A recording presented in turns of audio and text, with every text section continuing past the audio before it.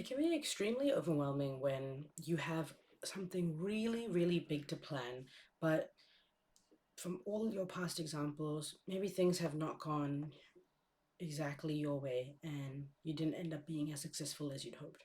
Now, this can happen through literally all areas of life, whether you're in school, university, you're working, you're traveling, there's almost always something to plan.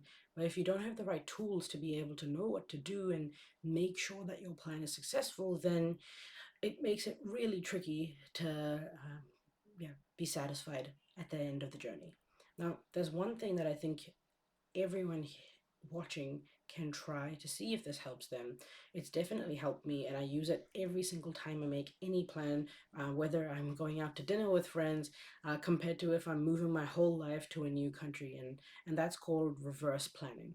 Now, some of you might have heard reverse explanation, which is follows a very similar concept, but essentially, reverse planning is an act where you, instead of starting from the very obvious first steps one would take during a plan, you actually start at the end and you figure out the steps backwards. Now, for example, and this is an interesting example that's been pretty popular with my friends because a lot of them are getting engaged and some of them are even planning weddings. But I was talking to a friend the other day and she was saying how she wants to have like this beautiful wedding and she wants to be no more than 32 when she has this wedding. And I was like, okay, that's great. Well, you're 25 now, so um, like that means you have 7 years. And she's like, yeah, heaps of time. And I was like, oh, okay. So like, have you kind of considered what that timeline kind of looks like? She's like, no, not really. And out of curiosity, I was like, can I ask you a few questions about it? So we kind of jumped in and she was talking about how, well, of course, if she's going to have the wedding, she'd want to be engaged to the person for at least a year or two. So that means she has to get engaged by the time she's 30.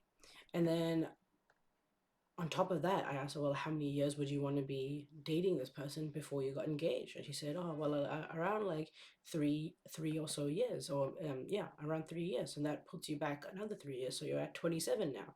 And she's currently 25. So I'm like, oh, so you have like 2 years to find the one. And she was like, oh, yeah, like I thought I had way more time.